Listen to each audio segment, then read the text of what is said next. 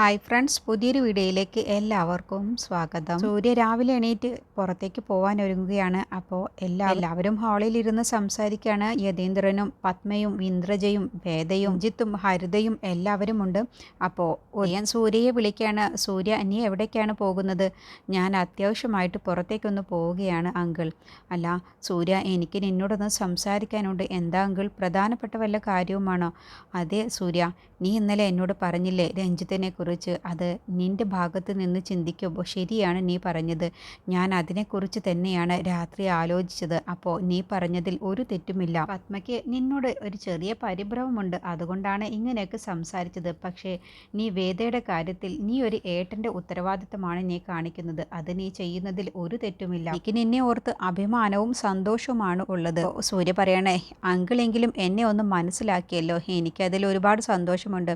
അപ്പോൾ ഉദയം പറയണേ, എനിക്ക് എൻ്റെ മരുമകളായി വേദ വരണമെന്ന് എനിക്ക് നല്ല ആഗ്രഹമുണ്ട്. അക്കാര്യത്തിൽ എനിക്ക് ഒരു മനമാറ്റവുമില്ല. പക്ഷേ നാളെ തന്നെ നിശ്ചയം നടത്തി പെട്ടെന്ന് തന്നെ ഇവിടെ നിന്നും അമേരിക്കയിലേക്ക് വേദയെ കൊണ്ടുപോകണമെന്നൊന്നും ഞാൻ ചിന്തിച്ചിട്ടില്ല. പറഞ്ഞതുപോലെ സൂര്യ, 3-4 മാസത്തോളം ഞങ്ങൾക്ക് സമയമുണ്ട്. അതുവരെ ഞങ്ങൾ ഈ വീട്ടിൽ തന്നെ ഉണ്ടാവും. അപ്പോൾ ആ സമയത്ത് വേദയും രഞ്ജിത്തും പരിചയപ്പെട്ടോളും. അവർക്ക് 1 മാസത്തിനുള്ളിൽ തന്നെ അവർക്ക് രണ്ടുപേർക്കും അങ്ങോട്ടും ഇങ്ങോട്ടും മനസ്സിലാക്കാനുള്ള സാവകാശവുമുണ്ടല്ലോ. രണ്ടുപേർക്കും അങ്ങോട്ടും ഇങ്ങോട്ടും കൂടുതൽ മനസ്സിലാക്കാനും കഴിയും. എന്നതിൻ്റെ ശേഷം മാത്രം മതി നമുക്ക് കല്യാണമൊക്കെ നടത്തൽ. രണ്ടുപേരും തമ്മിൽ ഒരുമിച്ച് മുന്നോട്ട് പോകാൻ കഴിയുന്നുണ്ട് എന്ന് മനസ്സിലാക്കിയാൽ നമുക്ക് വിവാഹം ചെയ്തു കൊടുത്താൽ മതി. അതുവരെ സാവകാശമുണ്ടല്ലോ. അത് മതി സൂര്യ. നീ പറഞ്ഞതിനെക്കുറിച്ച് ചിന്തിച്ചപ്പോഴാണ് ഞാൻ ഇതൊക്കെ ആലോചിച്ചത്. നീ പറഞ്ഞതിൽ ഒരു തെറ്റുമില്ല എന്നൊക്കെ ഉദയം പറയട്ടോ. അപ്പോൾ സൂര്യ പറയണ, സൂപ്പർ അങ്കിൾ, ഇത് തന്നെയാണ് ഞാനും പറഞ്ഞത്. അവർ രണ്ടുപേരും ഇതുവരെയും കാണുകയോ സംസാരിക്കുകയോ ഒന്നും ചെയ്തിട്ടില്ല. പെട്ടെന്നൊരു ദിവസം വന്ന് കല്യാണം നടത്തണം എന്ന് പറഞ്ഞാൽ അവർക്ക് രണ്ടുപേർക്കും അവരെക്കുറിച്ച് തന്നെ ഒന്നും അറിയാതെ എങ്ങനെയാണ് ജീവിതം മുന്നോട്ട് പോവുക? അതുകൊണ്ടാണ് ഞാൻ ഇങ്ങനെയൊക്കെ ഉദ്ദേശിച്ചത്. എന്തായാലും അങ്കിൾ എന്നെ മനസ്സിലാക്കിയല്ലോ, എങ്കിൽ അങ്കിൾ തീരുമാനിച്ചതുപോലെ തന്നെ ആയിക്കോട്ടെ. ഞാൻ എന്തായാലും ഇപ്പോൾ വരാമെന്ന് പറഞ്ഞ് സൂര്യ അങ്ങ് പോവുകയാണ്. അപ്പോൾ ഉദയൻ സൂര്യയോട് ഇങ്ങനെയൊക്കെ സംസാരിച്ചതൊന്നും തന്നെ പത്മയ്ക്ക് ഇഷ്ടപ്പെട്ടിട്ടില്ല. അപ്പോൾ പത്മ പറയണേ, എന്തിനാണ് ഏട്ടാ അവനോട് വെറുതെ ഇക്കാര്യമൊക്കെ സംസാരിക്കാൻ നിന്നത്? അതിൻ്റെ ഒന്നും ഒരു ആവശ്യവുമില്ല. നമ്മൾ തീരുമാനിച്ചതുപോലെ എത്രയും പെട്ടെന്ന് രഞ്ജിത്തിൻ്റെയും വേദയുടെയും വിവാഹം നടത്താനുള്ള കാര്യങ്ങൾ ചെയ്യാം. അല്ലാതെ അവൻ പറയുന്നത് പോലെയൊന്നും ഏട്ടൻ അനുസരിക്കാനൊന്നും നിൽക്കണ്ട. ഇന്ദ്രജ, നീ പോയി ഭക്ഷണം റെഡി ആയിക്കണോ എന്ന് എല്ലാവർക്കും വിശപ്പ് തുടങ്ങിയിട്ടുണ്ടാവും. നമുക്ക് എല്ലാവർക്കും കൂടി ഒരുമിച്ച് ഭക്ഷണം കഴിക്കാമെന്ന് പറയട്ടെ. അങ്ങനെ ഇന്ദ്രജ കിച്ചണിലേക്ക് പോയി നോക്കുകയാണ്. അപ്പോൾ നന്ദിനിയോട് ചോദിക്കുകയാണ്, എന്തായി, ഭക്ഷണമായോ എന്ന് ചോദിക്കുമ്പോൾ ഇല്ല, ആയിട്ടില്ല, ആവുന്നതേ ഉള്ളൂ, അരമണിക്കൂർ കൂടി താമസമുണ്ട് എന്ന് പറയുമ്പോൾ ഇതെന്താ ഇവിടെ ഒരു വിരുന്നുകാർ വന്നത് നിനക്കറിയാവുന്നതല്ലേ, എന്നിട്ട് എന്താ ഇത്ര താമസം എടുക്കുന്നത്? എല്ലാവർക്കും വിശക്കല് തുടങ്ങിക്കണേ, പെട്ടെന്ന് റെഡിയാക്കാൻ നോക്ക് എന്ന് പറഞ്ഞ് ഇന്ദ്രജ നന്ദിനിയോട് ഉത്തരവിടുകയാണ് കേട്ടോ. എന്നിട്ട് ഇന്ദ്രജ പോവാണ്. പെട്ടെന്ന് രാജുവേട്ടൻ കുറച്ച് ഫ്രൂട്ട്സ് എടുത്ത് അത് കട്ട് ചെയ്ത് കൊണ്ടു കൊടുക്കാൻ നിൽക്കുക കേട്ടോ. അപ്പോൾ നന്ദിനി ചോദിക്കുകയാണ്, എന്തിനാണ് ഈ സമയത്ത് ഫ്രൂട്ട്സ് കൊടുക്കുന്നത്? അപ്പോൾ പിന്നെ അവർക്ക് ഭക്ഷണം കഴിക്കാൻ കഴിയില്ലല്ലോ. അല്ല, അവരല്ലേ പറഞ്ഞത് നല്ല വിശപ്പുണ്ടെന്ന്. അപ്പോൾ ഭക്ഷണം ആവാൻ കുറച്ചും കൂടി സമയമെടുക്കുമല്ലോ. അപ്പോൾ അതിനുള്ളിൽ അവർക്ക് വിശപ്പടങ്ങാൻ വേണ്ടി കുറച്ച് ഫ്രൂട്ട്സ് കഴിച്ചോട്ടെ എന്ന് പറഞ്ഞ് ഗംഗ കൊണ്ടുവന്ന ആ വിഷം കുത്തിവെച്ച ആപ്പിളുകളാണ് കേട്ടോ കട്ട് ചെയ്യുന്നത്. എന്നിട്ട് അത് പ്ലേറ്റിലാക്കിയിട്ട് രാജുവേട്ടൻ അത് കൊണ്ടു കൊടുക്കാൻ കേട്ടോ. അപ്പോൾ ഇതെല്ലാം തന്നെ ഗംഗ ഇരുന്ന് കാണുന്നുണ്ട് അവരുടെ വീട്ടിലിരുന്നിട്ട്.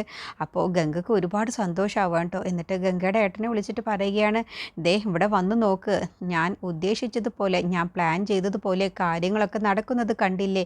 നോക്ക്, ആ രാജു എന്ന് പറഞ്ഞ വേലക്കാരൻ ഞാൻ കൊണ്ടു കൊടുത്ത ആപ്പിൾ, വിഷം കലർത്തിയ ആപ്പിളാണ് കട്ട് ചെയ്ത് അവർക്ക് കഴിക്കാൻ വേണ്ടി കൊണ്ടു കൊടുക്കുന്നത്. അതെന്തായാലും കഴിച്ചാൽ ഇന്നിപ്പോൾ പത്മയുടെ വീട്ടിൽ ഒരു മരണം തന്നെ സംഭവിക്കും. അത് ആരാണെന്നുള്ളതാണ് ഇനി നമുക്ക് കാണാനുള്ളത്.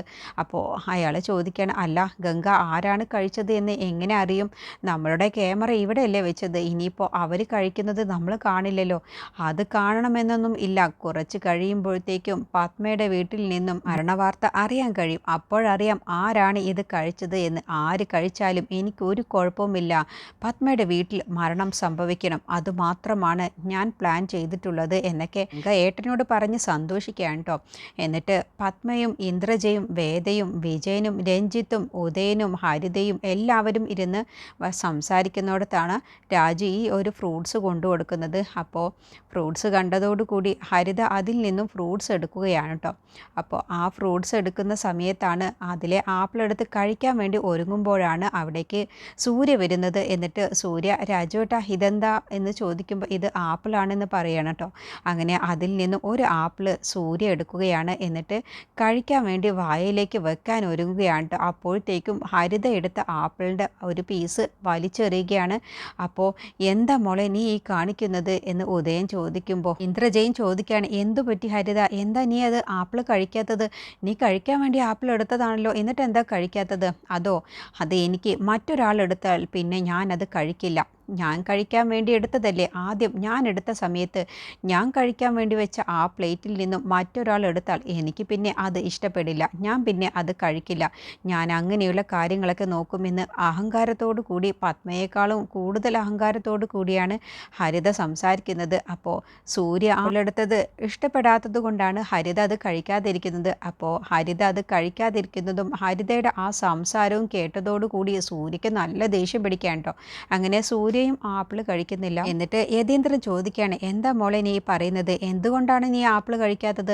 നിനക്കന്ന് ജ്യൂസ് കൊണ്ടുവന്ന സമയത്ത് നന്ദിനിയാണ് ജ്യൂസ് കൊണ്ടുവന്നത് എന്ന് പറഞ്ഞ് നീ അത് കുടിച്ചില്ല.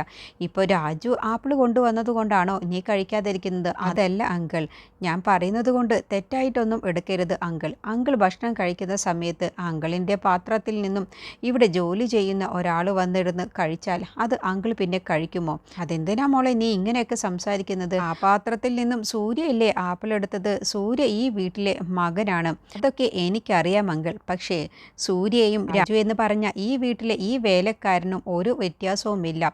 സൂര്യ ഈ വീട്ടിലെ വേലക്കാരിയുടെ ഭർത്താവല്ലേ. അപ്പോൾ രാജുവും സൂര്യയും തമ്മിൽ എന്ത് വ്യത്യാസമാണുള്ളത്? അപ്പോഴത്തേക്കും ഇതൊക്കെ കേട്ടിട്ട് സൂര്യ അവിടേക്ക് വരുന്നുണ്ട്. അപ്പോൾ യതീന്ദ്രൻ അങ്ങ് ദേഷ്യം പിടിക്കുകയാണ്. എന്താ നീ പറഞ്ഞത്? നീ ആരോടാണ് ഈ സംസാരിക്കുന്നത്?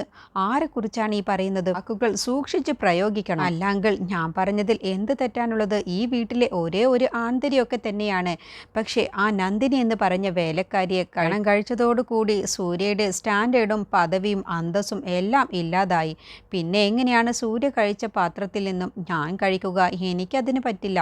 അതോടുകൂടി സൂര്യക്ക് അങ്ങ് ദേഷ്യം പിടിക്കാൻ. അപ്പോൾ സൂര്യ ഒച്ച എടുത്തുകൊണ്ട് നീ എന്താ പറഞ്ഞത് എന്ന് ചോദിക്കുമ്പോൾ യതീന്ദ്രൻ പറയണ, സൂര്യ നീ മിണ്ടാതിരിക്ക്, നമ്മുടെ വീട്ടിലെ ഗസ്റ്റായി വന്നവരല്ലേ, നീ ഒന്നും മിണ്ടാതിരിക്ക്, നീ ഇപ്പോൾ പോവാൻ നോക്ക് എന്ന് പറയട്ടോ. അപ്പോൾ മിണ്ടാതിരിക്കുക എങ്ങനെയാണ് അച്ഛാ? നമ്മുടെ വീട്ടിലേക്ക് വന്ന ഗസ്റ്റുകളാണെങ്കിൽ ഗസ്റ്റായിട്ട് ഇരിക്കണം, അല്ലാതെ ഗോസ്റ്റായിട്ട് പെരുമാറരുത് എന്ന് പറഞ്ഞ് സൂര്യ അങ്ങ് പോവാണ്. ഗോസ്റ്റ് എന്നുള്ള വാക്ക് പറഞ്ഞതോടുകൂടി ഹരിതയ്ക്ക് നല്ല ദേഷ്യം പിടിക്കുകയാണ് കേട്ടോ. അപ്പോൾ ഉദയൻ രാജുവിനോട് പറയാണ്, രാജു നീ ആ ആപ്പിൾ അവിടെ വെച്ചിട്ട് പോയിക്കോ എന്ന് പറയട്ടോ. അങ്ങനെ രാജു അവിടെ നിന്ന് പോവാണ്. അപ്പോൾ ആ വെച്ചിരിക്കുന്ന ആപ്പിളിൽ നിന്നും ഒരു ആപ്പിൾ ഉദയൻ എടുക്കുകയാണ്. ഉദയൻ ആപ്പിൾ എടുക്കാൻ വേണ്ടി നിന്നതോടുകൂടി ഹരിത ദേഷ്യത്തിൽ അങ്ങ് എണീക്കുകയാണ് കേട്ടോ. എന്നിട്ട് പറയുകയാണ്, അങ്കിൾ എന്താ ഒന്നും മിണ്ടാതിരുന്നത്? സൂര്യ എന്നെ ഗോസ്റ്റ് എന്ന് വിളിച്ചപ്പോൾ അങ്കിൾ മിണ്ടാതെ കേട്ടോണ്ടിരിക്കുകയാണല്ലോ ചെയ്തത്. അതിന് നീ സൂര്യയെക്കുറിച്ച് സംസാരിച്ചത് തെറ്റായ രീതിയിലാണ്. അപ്പോൾ നീ സംസാരിച്ചത് എങ്ങനെയാണോ അതിനുള്ള മറുപടിയാണ് സൂര്യൻ എനിക്ക് തിരിച്ചു തന്നത്. അങ്ങനെയാണോ? എങ്കിൽ ഇക്കാര്യം ഞാൻ തന്നെ കൈകാര്യം ചെയ്തോളാം എന്ന് പറഞ്ഞ് ഹരിത സൂര്യയുടെ അടുത്തേക്ക് അങ്ങ് പോവുകയാണ് കേട്ടോ. അപ്പോൾ ഉദയൻ ആ ആപ്പിൾ എടുക്കാതെ അവിടെ തന്നെ വെക്കുകയാണ്. എന്നിട്ട് എല്ലാവരും കൂടി ഹരിതയുടെ അടുത്തേക്ക് ചെല്ലുകയാണ് കേട്ടോ. ഇവളോട് ഇനി എത്ര പറഞ്ഞാലും ഇവൾ അനുസരിക്കില്ല, വെറുതെ പ്രശ്നമുണ്ടാക്കാനേ എന്ന് പറഞ്ഞുകൊണ്ടാണ് ഉദയനും വന്ദനയും പത്മയും ഇന്ദ്രജയും വേദയും യതീന്ദ്രനും ഒക്കെ താഴേക്ക് പോവുകയാണ് കേട്ടോ. സൂര്യയുമായിട്ട് ഹരിത വഴക്കുണ്ടാക്കാൻ പോവുകയാണെന്ന് മനസ്സിലാക്കുമ്പോൾ അങ്ങനെ ആപ്പിൾ ആരും കഴിക്കാതെ പോവുകയാണ് കേട്ടോ. എന്നിട്ട് സൂര്യയുടെ അടുത്തേക്ക് ഹരിത ചെന്നിട്ട് പറയാണ്, സൂര്യ എനിക്ക് നിന്നോട് സംസാരിക്കണം. നീ എന്താ ഒരു റെസ്പെക്റ്റും ഇല്ലാതെയാണല്ലോ എന്നെ ഗോസ്റ്റ് എന്നൊക്കെ പറഞ്ഞ് അപമാനിച്ചുകൊണ്ടാണല്ലോ സംസാരിച്ചത്. ഇങ്ങനെയാണോ സംസാരിക്കുക? ഒരു ഗസ്റ്റിനോട് ഇങ്ങനെയാണോ പെരുമാറുക? നീ എന്താ എന്നെക്കുറിച്ച് പറഞ്ഞത്? അപ്പോൾ തിരിച്ചും നീ ഇങ്ങനെയാണോ പെരുമാറുന്നത്? അങ്ങനെ തന്നെയാണ് എൻ്റെ പ്രതികരണം ഉണ്ടാവുക. ഇങ്ങനെയല്ല ഞാൻ നിന്നോട് പ്രതികരിക്കേണ്ടത്, പക്ഷേ എൻ്റെ അച്ഛൻ എന്നോട് പറഞ്ഞു, അതുകൊണ്ട് മാത്രമാണ് അത്രയിൽ പറഞ്ഞ് ഞാൻ ഒതുക്കിയത്. അല്ല എങ്കിൽ എൻ്റെ സ്വഭാവത്തിനനുസരിച്ച് ഞാൻ ഇങ്ങനെയല്ല നിന്നോട് പ്രതികരിക്കുക. വഴിയിൽ നിന്ന് മാറി നിൽക്ക്, എനിക്ക് ഒരുപാട് ജോലിയുണ്ട്, നിന്നോട് സംസാരിച്ച് നിൽക്കാൻ എനിക്ക് സമയമില്ല എന്ന് പറഞ്ഞു പോവാൻ നിൽക്കുമ്പോൾ ഹരിത വീണ്ടും തടയുകയാണ് കേട്ടോ. ഇല്ല, ഞാൻ ചോദിച്ചതിനുള്ള ഉത്തരം എനിക്ക് കിട്ടിയേ പറ്റൂ എന്ന് പറയുമ്പോൾ നീ എൻ്റെ വീട്ടിൽ കയറി വന്ന് എന്നെ ഭരിക്കാൻ നോക്കുന്നു. എന്തിനാ സൂര്യ നീ ഇങ്ങനെ തരം താഴ്ന്ന് സംസാരിക്കുന്നത്? നീ എത്ര വലിയ പൈസയുള്ള വീട്ടിൽ ജനിച്ചതാണ്, എന്ത് മാത്രം അന്തസ്സുണ്ട്, പ്രതാപമുണ്ട് ഉണ്ട്, എന്നിട്ടും നിന്നെ കാണാനും വലിയ തിരക്കേടില്ല, എന്നിട്ടും നീ എന്തിനാണ് ഇങ്ങനെ ചീപ്പായിട്ട് പെരുമാറുന്നതും സംസാരിക്കുന്നതും? നിനക്ക് കുറച്ച് അന്തസ്സായിട്ട് ജീവിച്ചൂടെ? അത് കേട്ടപ്പോൾ സൂര്യ പറയുകയാണ്, എല്ലാ ദേഷ്യത്തിൽ പറയുകയാണ്, ഇത് നിന്നെ ബാധിക്കുന്ന കാര്യമല്ല എന്ന് പറഞ്ഞപ്പോൾ ഹരിത പറയണേ, ഇത് എന്നെയും കൂടി ബാധിക്കുന്ന കാര്യം തന്നെയാണ്. ഞാനും ഈ കുടുംബത്തിൽ ഉള്ളവൾ തന്നെയാണ്. മറ്റുള്ളവർക്ക് നിന്നോട് ഇതൊക്കെ ചോദിക്കാനൊക്കെ നല്ല പേടിയുണ്ടാവും, പക്ഷേ എനിക്ക് അങ്ങനെ ഒരു പേടിയുമില്ല. അപ്പോഴത്തേക്കും ഈ ഒരു ബഹളം കേട്ട് നന്ദിനിയും രാജുവേട്ടനൊക്കെ അവിടേക്ക് വരുന്നുണ്ട് കേട്ടോ. എന്നിട്ട് ഹരിത ചോദിക്കുകയാണ്, അല്ല നിന്റെ പ്രശ്നം എന്താണ്? നീ എന്തിനാണ് ഇത്രയും തരം താഴ്ന്ന്, നീ എന്തിനാണ് ആ നന്ദിനിയെ കല്യാണം കഴിച്ചത്? അതും നമ്മുടെ അന്തസ്സിന് യോജിക്കാത്ത വിവാഹം. നീ എന്തിനാണ് അവളെ വിവാഹം കഴിച്ചത്? അപ്പോഴത്തേക്കും സൂര്യക്ക് നല്ല ദേഷ്യം പിടിക്കുന്നുണ്ട് കേട്ടോ. എന്നിട്ട് സൂര്യ പറയണേ, എനിക്ക് ഒരുപാട് നേരം ഒന്നും ക്ഷമ കിട്ടില്ല, മര്യാദയ്ക്ക് നീ സംസാരിച്ചോ, നീ അങ്ങ് മാറി നിന്നോ. ഞാൻ മാറി നിൽക്കാം, പക്ഷേ ഞാൻ ചോദിച്ച ചോദ്യത്തിനുള്ള ഉത്തരം തന്നിട്ട് നീ പോയാൽ മതി. നീ എന്തിനാണ് ആ നന്ദിനെ ഇങ്ങനെ പെട്ടെന്ന് വിവാഹം കഴിച്ചത്? നീയും അവളും തമ്മിൽ സ്നേഹത്തിലൊന്നും ആയിരുന്നില്ലല്ലോ, പിന്നെ എന്തിനാണ് നീ പെട്ടെന്ന് അവളുടെ കഴുത്തിൽ താലി കെട്ടിയത്? എന്താവശ്യമാണുള്ളത്? നീ എന്തിനാണ് ഇങ്ങനെ തരം താഴ്ന്ന് ഇങ്ങനെ ഒരു പ്രവൃത്തി ചെയ്തത്? ചെയ്ത പ്രവൃത്തി ഓർത്ത് നിനക്ക് നാണം തോന്നുന്നില്ലേ എന്ന് ചോദിച്ചതോടുകൂടി സൂര്യ പറയണ്, അല്ല നീ ഒരുപാട് പഠിച്ചതല്ലേ, നീ US-ലാണ് പഠിച്ചത് എന്നൊക്കെയല്ലേ പറയുന്നത്, എന്നിട്ടും മറ്റുള്ളവരുടെ പേഴ്സണൽ കാര്യത്തിൽ ഇടപെടരുത് എന്നൊന്നും നീ പഠിച്ചിട്ടില്ലേ? ഉള്ളവരുടെ ജീവിതത്തിൽ നുഴഞ്ഞു കയറി അവരുടെ ജീവിതത്തെക്കുറിച്ച് ചോദിക്കാൻ നിനക്കെന്താ നാണമില്ലേ? എന്ത് പേഴ്സണലാണ് സൂര്യ? ആ നന്ദിനിയെ കല്യാണം കഴിക്കുന്നതാണോ പേഴ്സണൽ? നിന്നെ മാത്രം സംബന്ധിക്കുന്ന കാര്യമല്ല. നീ ഒരു പെട്ടെന്നുള്ള തീരുമാനം എടുത്തത് കൊണ്ട് ആൻറ്റി എല്ലാവർക്കും മുന്നിൽ തല താഴ്ത്തി നിൽക്കുന്നത് നീ കണ്ടില്ലേ? വിമാനത്തോടു കൂടി മറ്റുള്ളവരുടെ മുന്നിൽ വെച്ച് ഇതാണ് എൻ്റെ മരുമകൾ എന്ന് പറയാൻ കൂടി ആൻറ്റിക്ക് പറ്റില്ല. ഈ സത്യത്തിൽ കല്യാണം കഴിക്കുകയല്ല ചെയ്തത്, ആൻറ്റിയെ ശിക്ഷിക്കുകയാണ് ചെയ്തത്. എന്നിട്ട് ഇതെല്ലാം എൻ്റെ പേഴ്സണൽ കാര്യമെന്ന് പറഞ്ഞ് രക്ഷപ്പെടാൻ നോക്കുന്നു. നിനക്ക് ആരെ വേണമെങ്കിലും കല്യാണം കഴിക്കാം, പക്ഷെ അത് മറ്റുള്ളവരെ ബാധിക്കാത്ത രീതിയിലായിരിക്കണം. അങ്ങനെ ഹരിത എല്ലാവർക്കും മുന്നിൽ സൂര്യയെ ചോദ്യം ചെയ്ത് തല താഴ്ത്തി നിർത്തുന്ന ആ ഒരു കാര്യങ്ങളാണ് കേട്ടോ ചെയ്യുന്നത്. അങ്ങനെ ഹരിതയ്ക്ക് കിടില മറുപടി സൂര്യയും തിരിച്ചു കൊടുക്കുന്നുണ്ട്. അതിനെക്കുറിച്ചുള്ള റിവ്യൂ അടുത്ത വീഡിയോയിൽ പറയാം.